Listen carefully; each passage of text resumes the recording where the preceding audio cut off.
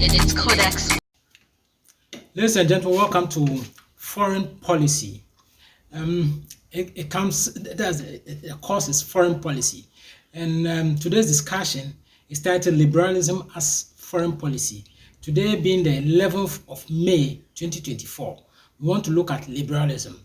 I'm sorry this should have happened 3 weeks ago, but due to the space on the camera, we had to take some time off. So here we are, liberalism as a foreign policy, rather. Okay, our viewers will gain the understanding of what liberalism, human rights and co. Would also understand the arms of liberalism.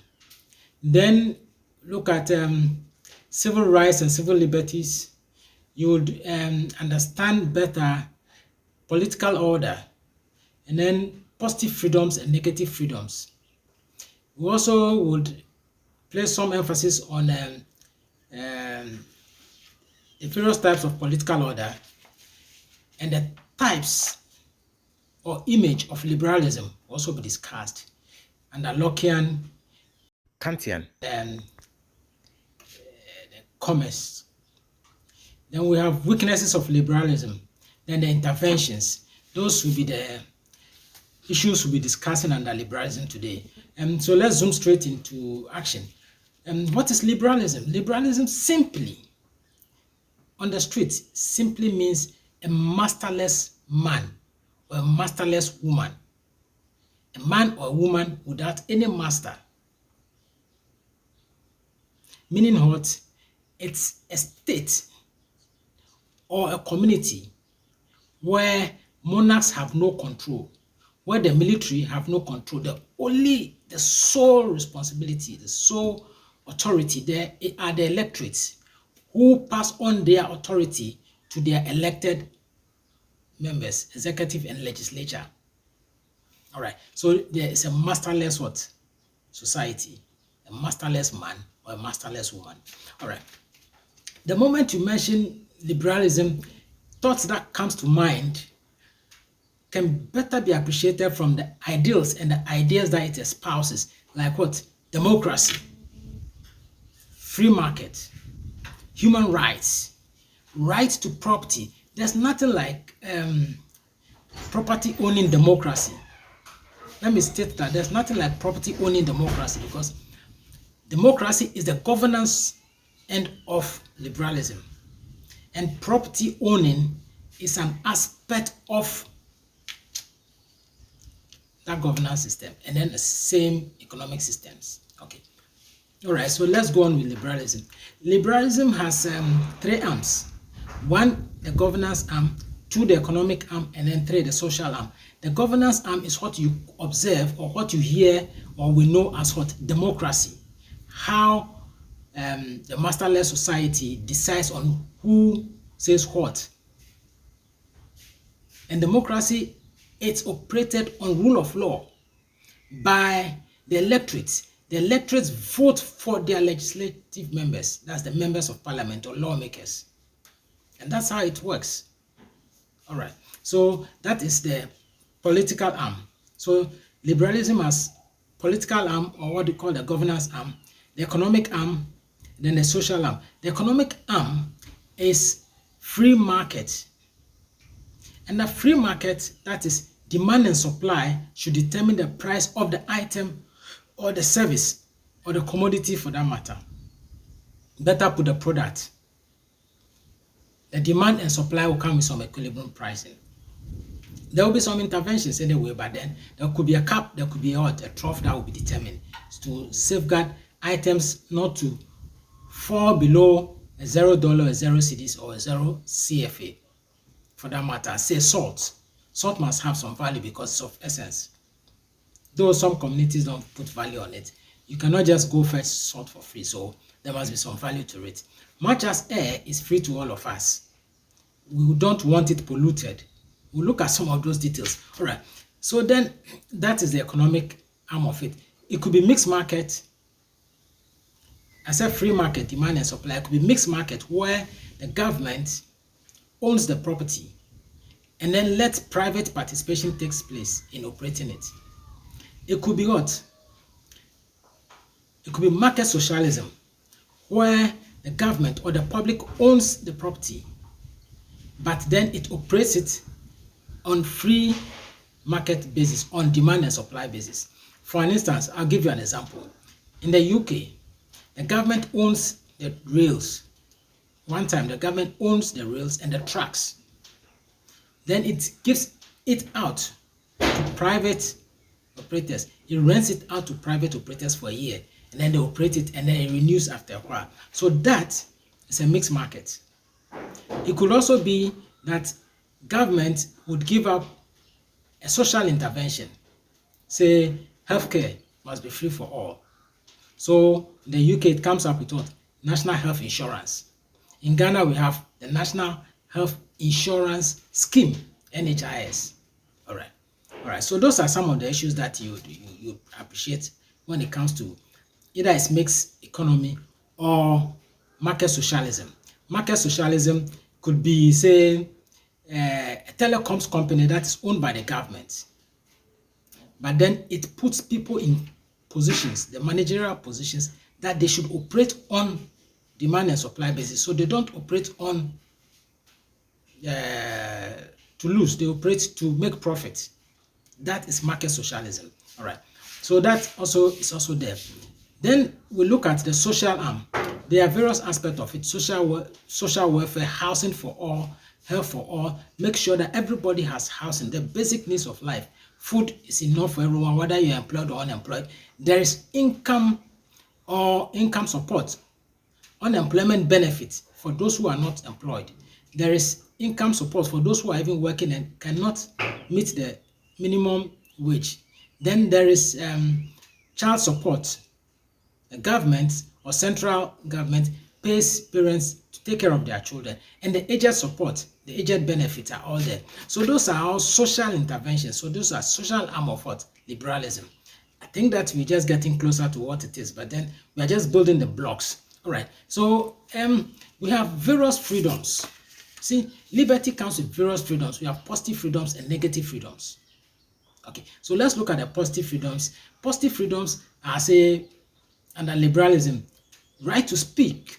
As I'm speaking, I have the right to speak. I have right to publish, as you may be watching on YouTube or any other social media platform.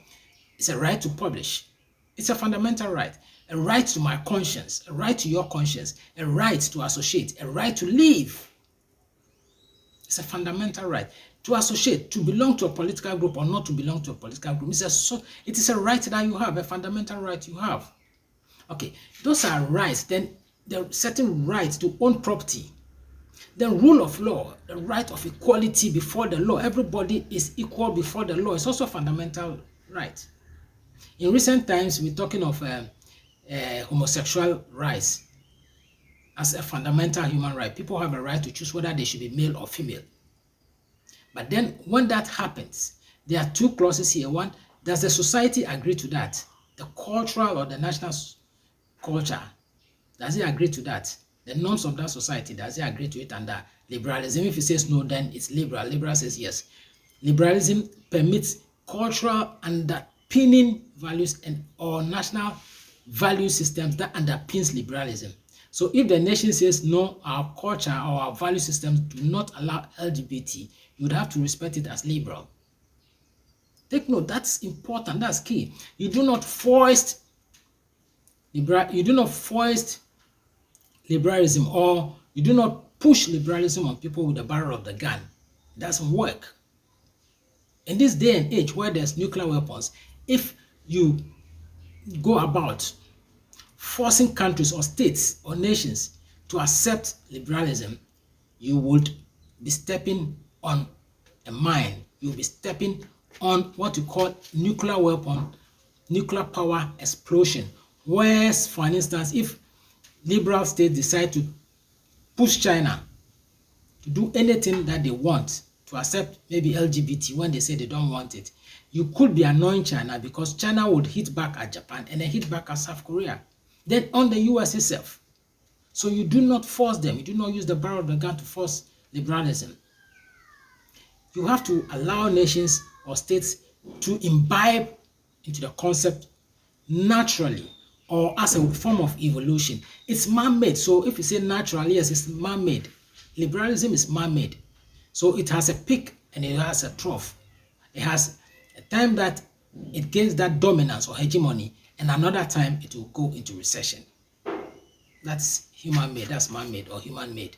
Because if I say man-made, someone will say, what about woman-made? So it's human-made. All right. So the right to property is also a right, a positive right. You right to exchange your property. Private property ownership, right to exchange that private property ownership without any arrest is a fundamental right. It's also a positive right. Then equal opportunities at workplaces. See, everybody must have that equal opportunity at workplace to decide as to, do I get employment? Yes, I decide to apply. Should I be discriminated upon based on my skin color? No. Or based on my membership of a group, that stereotype? No. The moment you do that, then it becomes negative what? Freedoms. Right to education. Yes, everybody must have a right to education. Then, of course, the right to healthcare is also a positive freedom.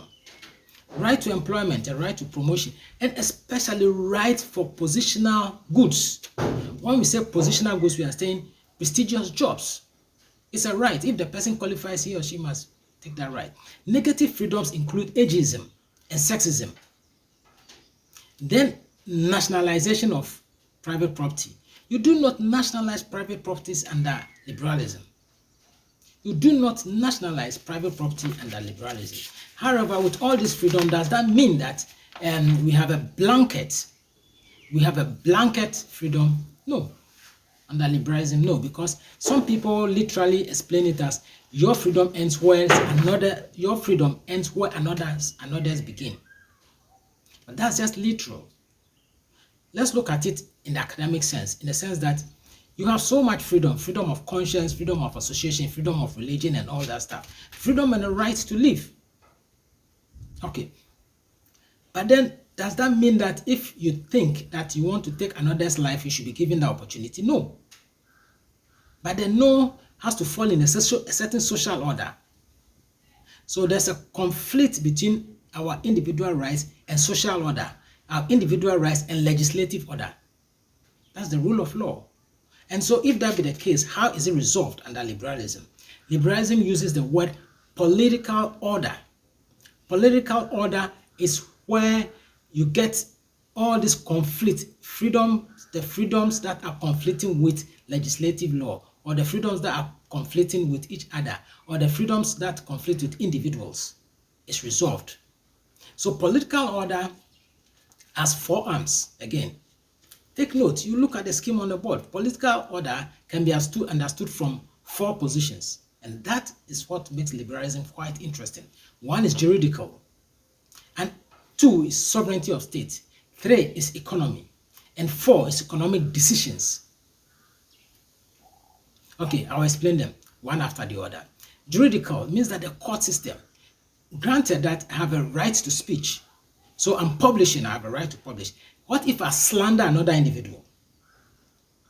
What if I slander another individual? I speak so badly of the individual when it's without facts, it's without basis. I just run the individual down, make him lose face in public without any evidence, no shred of doubt.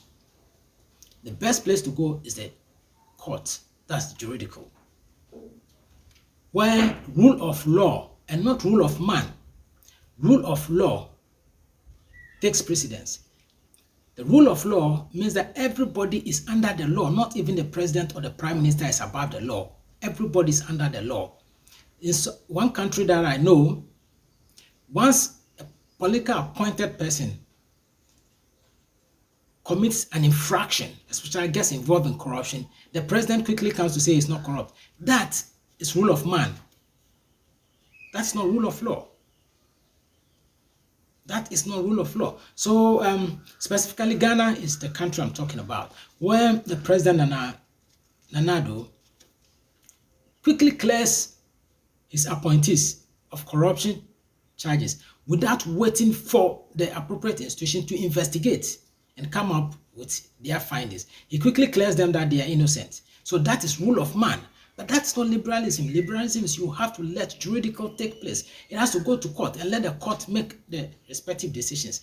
There must be an investigation, there must be a prosecution, and if the person is found guilty, fine. If the person is not found guilty, that's all right. There are always what ramifications to some of these things, and that's under juridical and the equality of everybody before the law. So we have the civil rights and we have the civil liberties, all under juridical. Freedom of press, freedom of speech, and all that stuff. I've explained civil liberties are the fundamental human rights. Then civil rights are the rights against discrimination. You should not be discriminated upon based on your color to get employment. That is civil rights. Okay.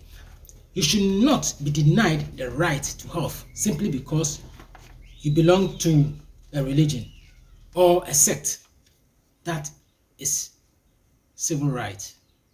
You should not be discriminated upon because of your language or your belonging stereotype. No, that is civil rights. Civil liberties are all the fundamental rights we have. Okay, so then we go to the second part of political order that resolves the individual freedoms and brings about social order.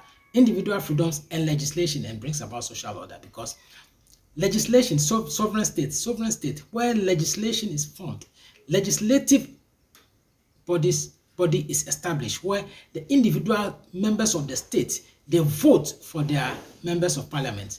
That is what? Legislative. The legislative arm, yeah, that comes under political order. And under this political order, it's all part of liberalism.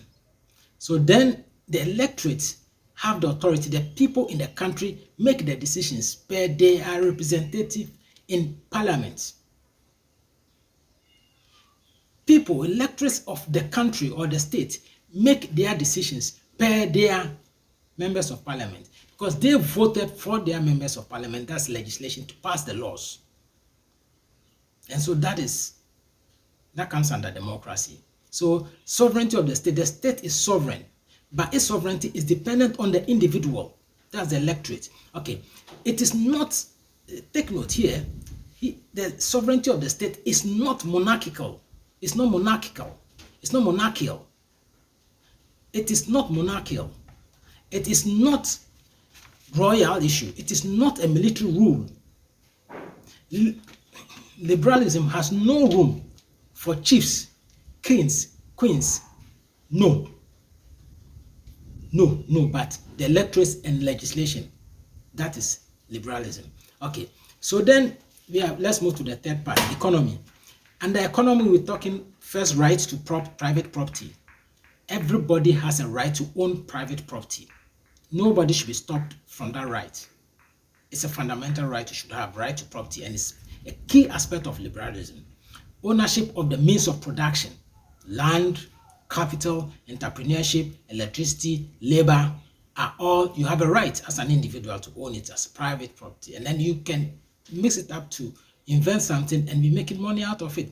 That comes under economy of political order. And it is acceptable, because if there is a conflict, juridical, the court, the first arm, will resolve that aspect. That's why we have the courts and we have the police system to investigate and send to the court. So we have juridical, we have sovereignty of state, and then we have economy. Okay, under the economy, we are talking of free market. The state must limit its role on state monopoly. Ghana Water and Ghana Water Company Limited is a state monopoly in Ghana over water production and distribution. The electricity production in Ghana virtually is about a state monopoly.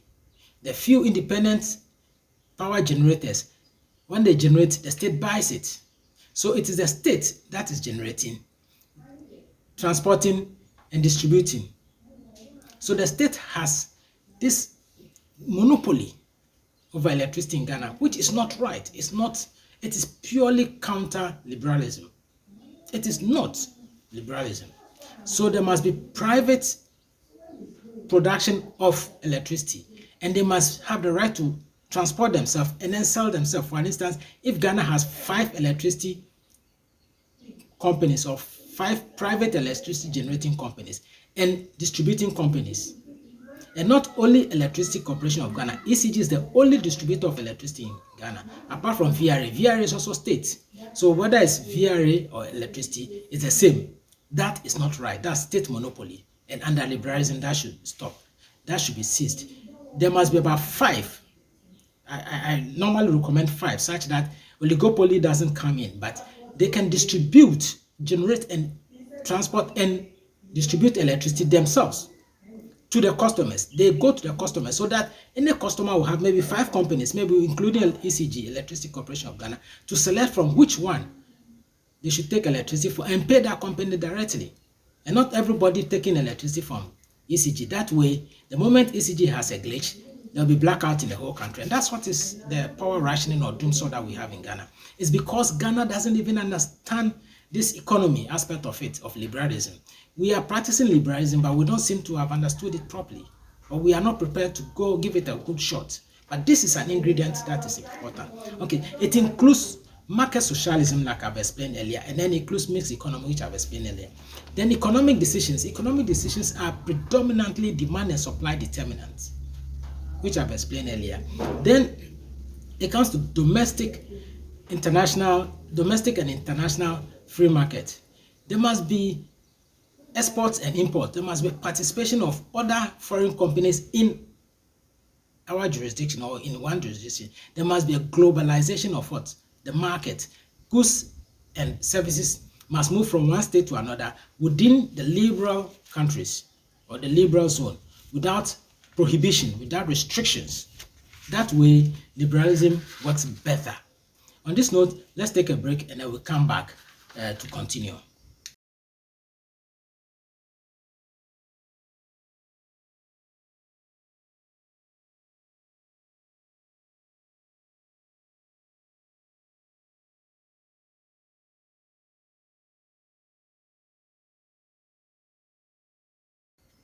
Yeah, welcome back to liberalism as a foreign policy. So far, we've not looked at the foreign policy of it that much, of liberalism. We've looked at only the political order, explain what liberalism is, look at political order to resolve the differences. That we have sweeping rights, fundamental rights, but however, is subject to some restrictions, and that restrictions is determined by political order, that's juridical sovereignty of state, economy, and economic decisions. Okay, so then there's this issue that we just have to address briefly whilst we continue. One of the rights is a right to sexuality or gender. It's come up big time as of this year, 2024, or from 2011 thereabouts to now. It's become a very big time issue under liberalism, where all the liberal states or the liberal zone itself are being pushed into accepting homosexuality by Britain and America. And they are threatening states that are liberal but are not wanting to accept it with cap in financing them. And that itself is quite problematic. The question of LGBTQI++ or something, okay. It's a right in America or in Britain and some other liberal states to enjoy those rights. Under liberalism is fine. Under liberalism is fine. But liberalism also makes provision for the national or the cultural values being respected. If the nation says that our culture do not want LGBT or is anti-gay, that has to be respected under liberalism. However, and it doesn't warrant US or International Monetary Fund or Bretton Woods institutions or the United Kingdom or Germany or Spain to what? Place some kind of what? Embargo. Place some restrictions on how to give support, international support or international aid to the countries that are anti-gay. For an instance, Uganda. The president is Yoweri Museveni. Parliament of Uganda says they don't want LGBTQ issue, so they have an anti-gay law. But then the West have taken them on that they are not giving them loans. IMF is also threatening that they will not give them loans, and it's put that into action. That is not right. IMF is just gotten it wrong. IMF must be told that under liberalism, the national values or the cultural values of that state must be incorporated in liberalism, and that must be respected. This is the same regulations that they've thrown Ghana into. Ghana has come up with its anti-gay bill. It's yet to get to the president for assent. The president has refused to assent because it's been threatened with not being financed in a time that it needs a lot of funding. IMF, no. Pretty good institutions, no. Allow Ghana to turn their legislative bill into a law. The anti-gay bill that's coming up from Parliament must be turned into the law. Allow it, don't threaten it with not giving it funding. Let it become a law because it's still part of the liberal states. Okay, Nigeria did it. There was threats, but it's not being applied. It's not being applied to them. There's no restrictions to the aid and support because they have enough oil in Nigeria, which the West also wants, liberal states also wants. Okay, liberalism was started by 3 states, that's Britain, France, and then the United States of America. But liberalism has gone to about 103 nations. That growth of liberalism implies that countries have decided to join the liberal zone. So there's this what we call the Pacific peace zone. Liberals shouldn't go to war against other liberal states. A liberal state must not go to war against another liberal state so that it enjoys that peace, that Pacific peace, or that peace within that union, that Pacific Union. Okay, or the liberal zone. All right. That notwithstanding, conservative liberals always have that vehemence against non-liberals. They would take non-liberal states to war. Conservative liberals do not mind funding a country that's non-liberal, funding a small group that is free market oriented within a certain state, which is outside their jurisdiction. That's a non-liberal country where there's a smaller group, maybe a minority group that prefers free market economy, that prefers liberalism. Against that non-liberal state, they will fund it, weaponize it, and all to fight the government. You remember the Contras of Nicaragua.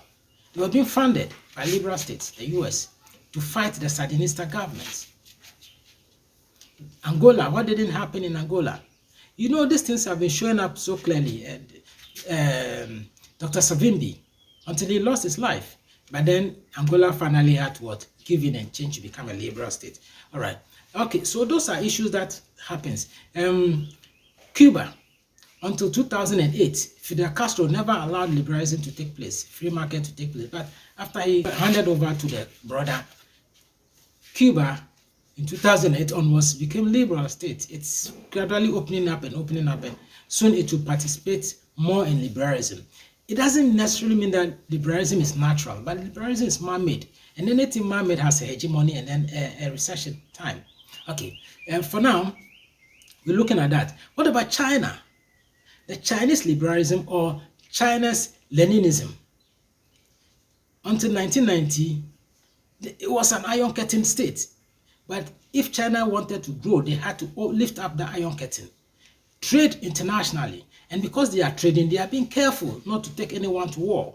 Because if there's war, there's no peace, there's no what? Trade.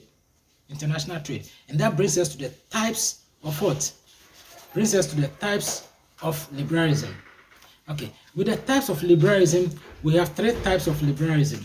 The Lockean liberalism, the commercial liberalism, and then the Kantian liberalism. Kantian, Immanuel Kant, he came up with that.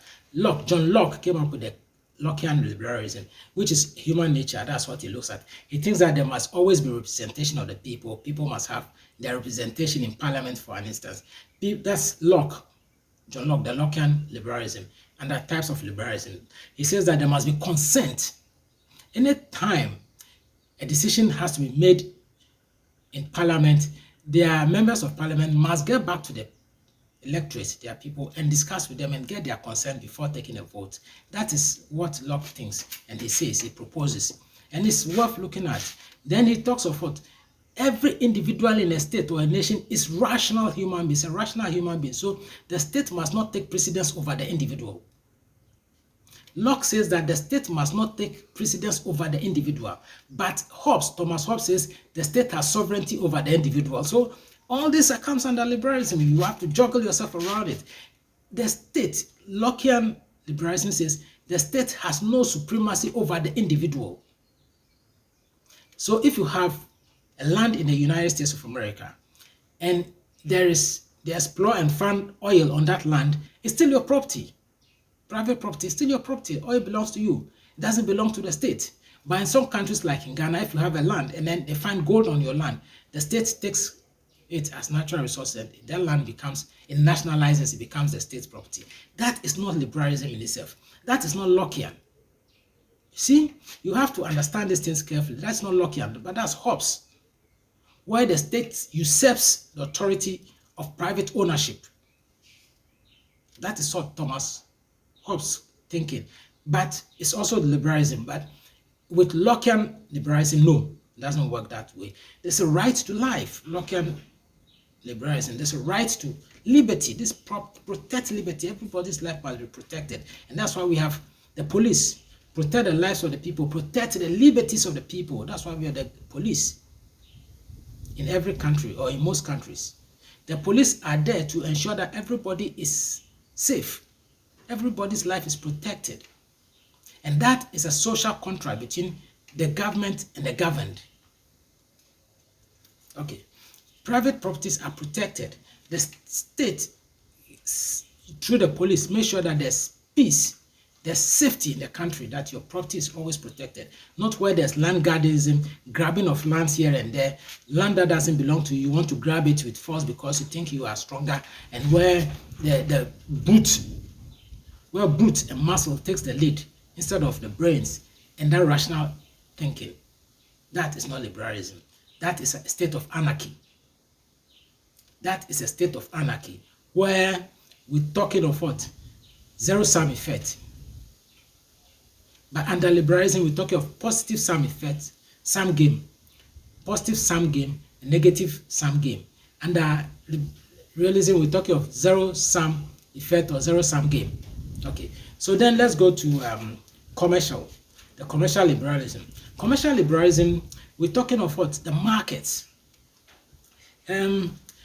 Peter is one authority way back in 1955. He thinks that if the world looks at, or state looks at commercializing within a certain peace zone, then of course there will be peace.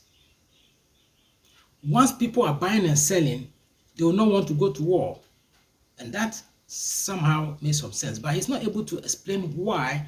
You see, it doesn't explain why liberal states take to war against non-liberal states. But Peter and co. And there's Pine in 1995 thereabout, went on to propose strongly, advocate strongly under liberalism, that commercial liberalism, that look, people must be made to trade, and trade will kill, or commerce will kill wars and will bring peace and lasting peace. Take a look at China. Today is 2024. Russia is invaded Ukraine. Russia, a non-liberal state, is, even Russia, we cannot say it's non-liberal now. You can't say it's non-liberal now. It's non-liberal anyway, but it's taken Ukraine to war. And if there were enough commercial understanding, there will not be the war. China, we should be backing Russia in their tri-star. China, Russia, and North Korea, they are the tri-star. If Russia is going to war, China and North Korea should be backing it, but China is not. China is big time into globalization, exporting its products, importing, and making enough money, wanting the livelihood of its people, getting over 1 million out of poverty within a short time. So they are not prepared for war. They want peace. See, so commerce has a role to play under liberalism when it comes to peace zone. That peace zone must be created. The peace federation or peace union must be created. Okay, now what you call the Pacific Union or the Pacific Federation, where you use military, political finance to fight the non-liberals. That's what we call the impudence vehemence against non-liberal states. But for how long can you be fighting non-liberal states? You run out of cash. You waste all the money. The state will run out of cash. The cost will be too much. Kill so many people. And then you become wise. You become rational and say, no. Do we have to keep fighting non-liberal states? No, it doesn't really matter because we're wasting our funding. We're wasting people, wasting resources, weaponry and all that stuff. So you do not, you do not force or push liberalism through the barrel of the gun on any state. You waste your money, you kill people, you kill your own people, you just disorient so many things. You slow the growth of that country that you want liberalism in. For instance, Iraq, 2003, I think so, 2003, Gulf War II. America just said, the United States of America just said, Iraq has weapons of mass destruction. So it's going in there to fight Iraq, to remove the weapons of mass destruction. It went in there, killed so many people, never found any weapons of mass destruction. It changed the story into what? A religious war. Never found a way of establishing Christianity amongst the people, the Islamic people. Then changed it to democracy, trying to install its own government, depose Saddam Hussein, and then put their choice of president there. What did come out of that? Still, it's just confused Iraq. Iraq that should have gone maybe 20 years ahead. It's now gone 50 years behind. What did they not do to Libya?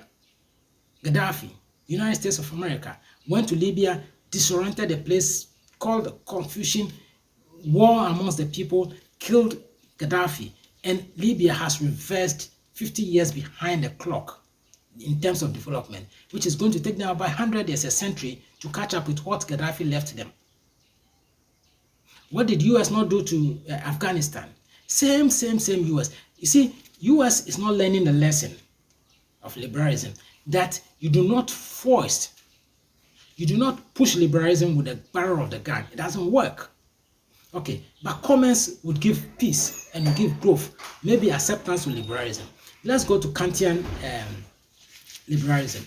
Kant, which is Immanuel Kant, he thinks that there must be a liberal state, and Kant is saying, look, it must be globalized.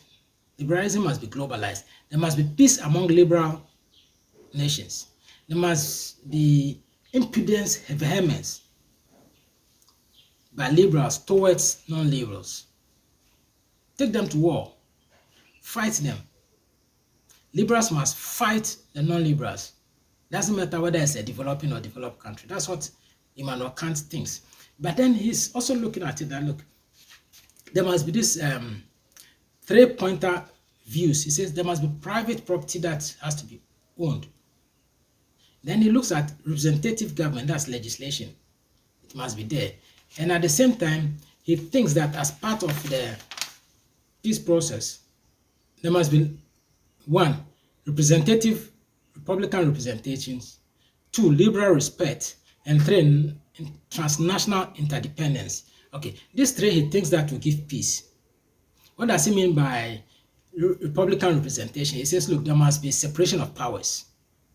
There must always be rule of law, not rule of man. There must be parliament and there must be separation of powers. Then he goes on to say liberal respect. What he meant is that what? There must be non-discrimination in terms of right. Don't forget negative freedoms. He says there must be respect for the fellow human. Everybody is rational. Then liberal states must always be suspicious of non-liberal states like Russia. He thinks that, look, as long as Russia is advancing, the liberal state must also advance and show it in its impudence vehemence. Other than that, non-liberal state Russia would capture a lot of states against the liberal states like US. Transnational interdependence. He thinks that there must be global free trade, globalization. Trade must be global. And to him, to Kant, Immanuel Kant, he thinks that, look, free trade, globalization, globalized freedom, globalized trade, globalized trade brings higher benefit to each member party or each participating member state than the tariffs or the taxes that they impose on those goods during trade. Think of it carefully and you may seem to agree with Kant as well. All these three philosophies have got some positive and some weaknesses. So then, if liberals must embark on crusading of democracy, which I say is not appropriate, it's not appropriate. A lot of literature is saying that no, you don't crusade democracy, you don't crusade liberalism. Other than that, it comes with a price that you would not like to pay. So in that same way, how did Japan and Germany come about? Japan and Germany were forced to be liberal states, yes, because it was out of the Second World War. It was out of Second World War that US adapted Japan and Germany, West Germany, and forced them to be liberal states. Okay, for some other states, there was what you call dollar diplomacy. Dollar diplomacy is where you need the money. The state needs money, and the only place it can get the money is from the dollar side. IMF, World Bank. So you have to go there and then change you. When you go there, they'll change you to a liberal state. You have to be a liberal state. That's one condition. To be a liberal state first. Then you join and apply. So then dollar diplomacy comes in. There's no need for war.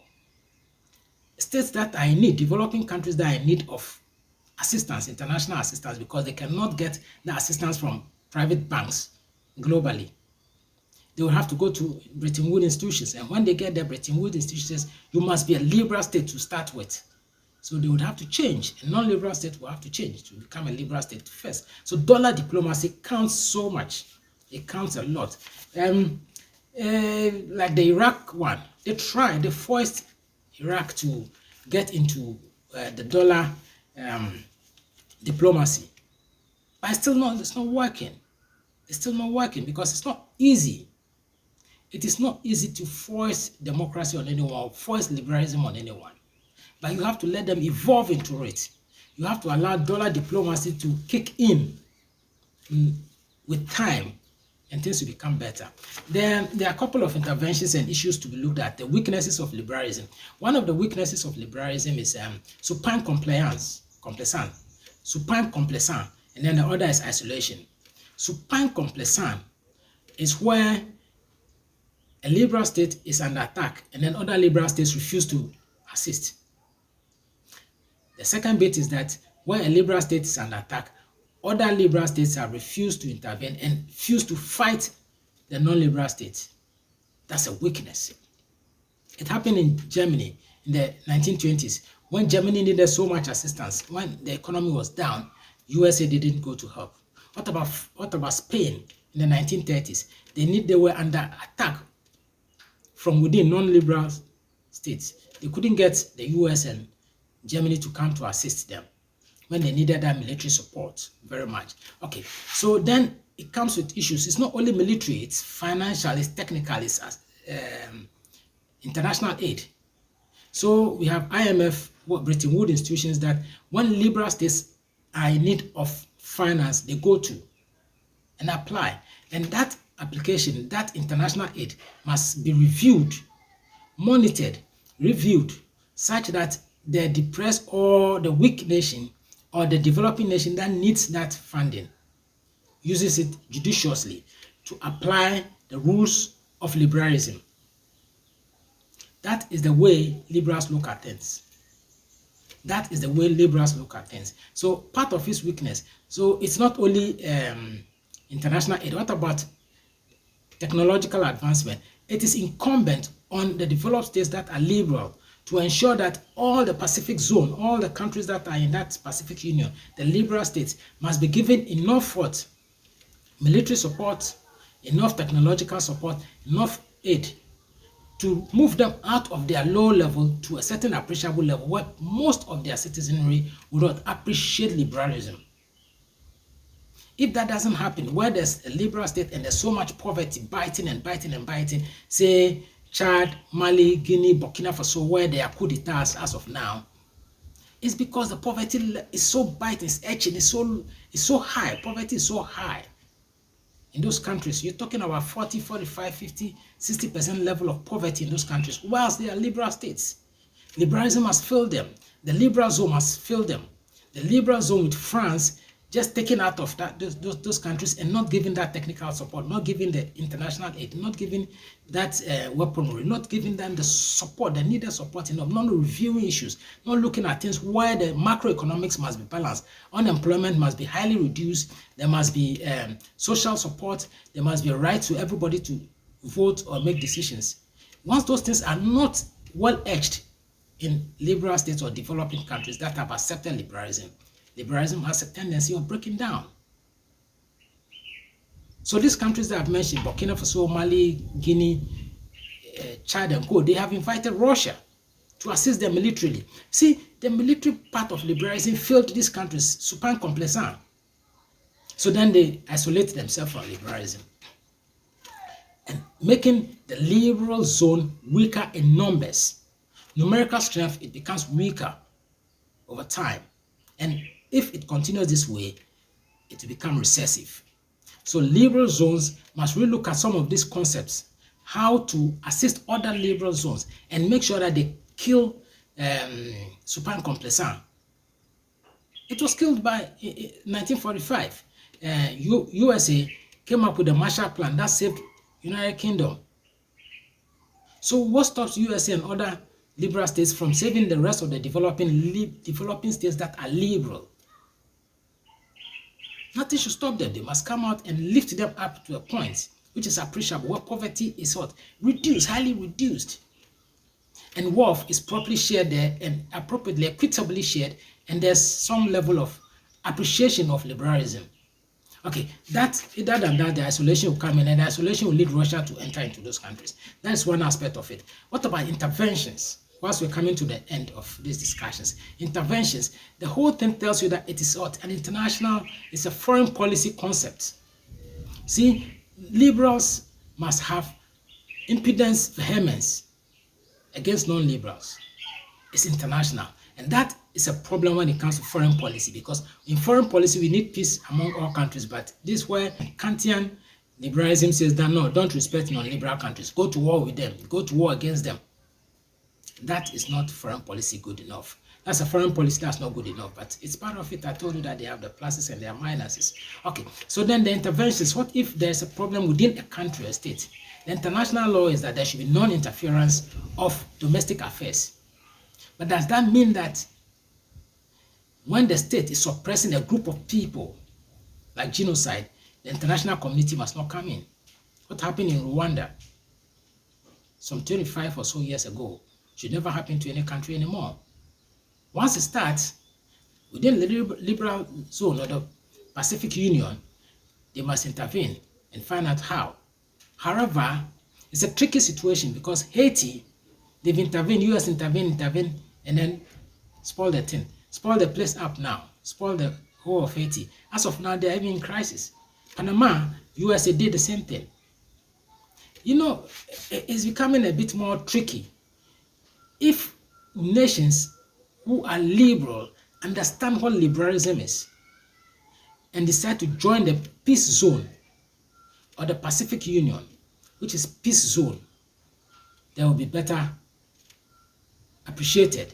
And if they are better appreciated, it means that the leaders of the peace zone, those advanced countries, should give the needed support to lift the developing countries up out of poverty, where there's some equitable distribution of resources, there's free markets, there's respect of rule of law, not rule of man, and issues goes on much better. Political order is respected. Enterprise grows. Either it's a mixed economy or market socialism. That would be a much better intervention than allow the liberal zone, that's a developing country, to just degenerate into a non-liberal country. The name is Said Kwame Afagbo. If you have any question or query or disagree with any point, don't hesitate to just send it to the email above or the contact details above. Thank you.